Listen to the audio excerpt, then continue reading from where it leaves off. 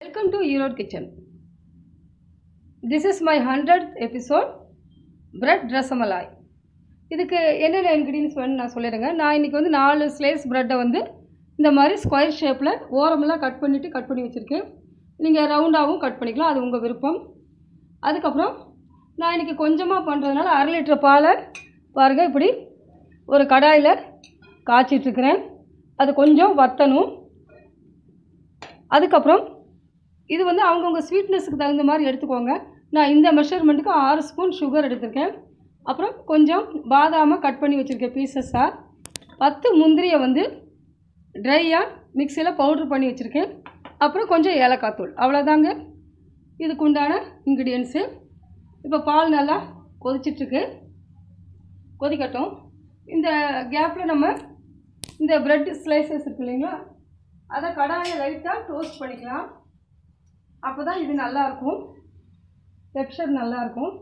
அப்படியே நீங்கள் போடலாம் ப்ரெட்டை. அதை லைட்டாக டோஸ்ட் பண்ணி போட்டால் இன்னும் நல்லாயிருக்கும். பாருங்கள், இப்படி ஒரு பீஸாக வைங்க.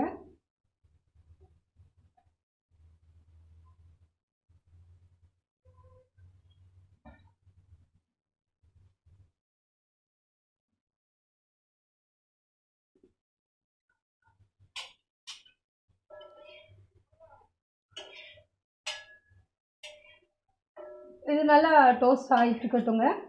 லைட்டாக ஆனால் போதும், ரொம்ப கருகிட வேண்டாம். இந்த கேப்பில் நான் இன்றைக்கி உண்டான டிப்பை அவங்களோட நான் ஷேர் பண்ணுறது the queen of spices cardamom, ஏலக்காய்.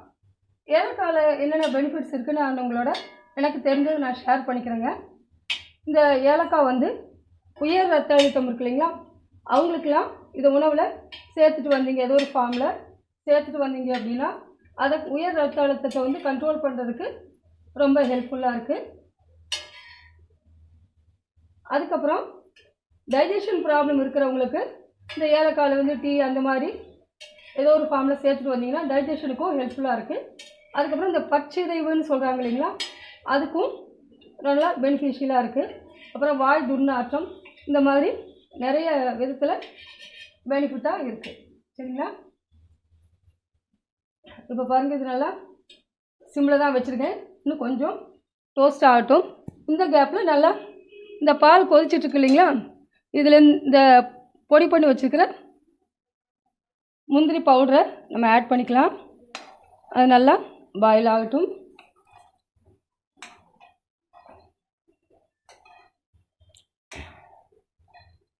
அதுக்கப்புறமா பாருங்கள், சுகர் வந்து அவங்கவுங்க இனிப்பு தகுந்த மாதிரி சேர்த்துக்கோங்க. நாங்கள் மைல்டு சுகருங்கனால 6 ஸ்பூன் சேர்த்துருக்கேன். அதுக்கப்புறம் கொஞ்சமாக ஏலக்காய் தூள்.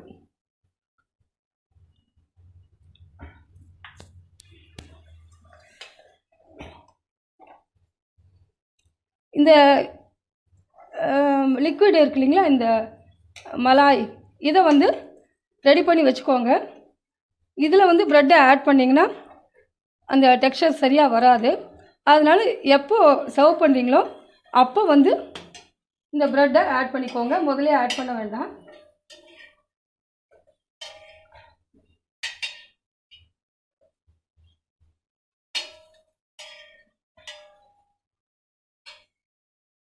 பாருங்கள், நல்லா டோஸ்ட் ஆயிடுச்சு.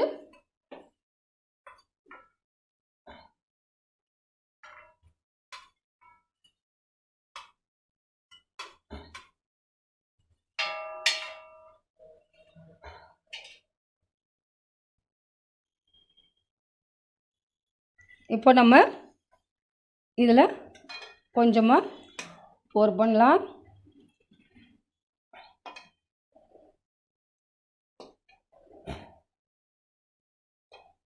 முடிஞ்ச வரைக்கும் தண்ணி சேர்க்காத பாலாக இருந்தால் நல்லாயிருக்குங்க.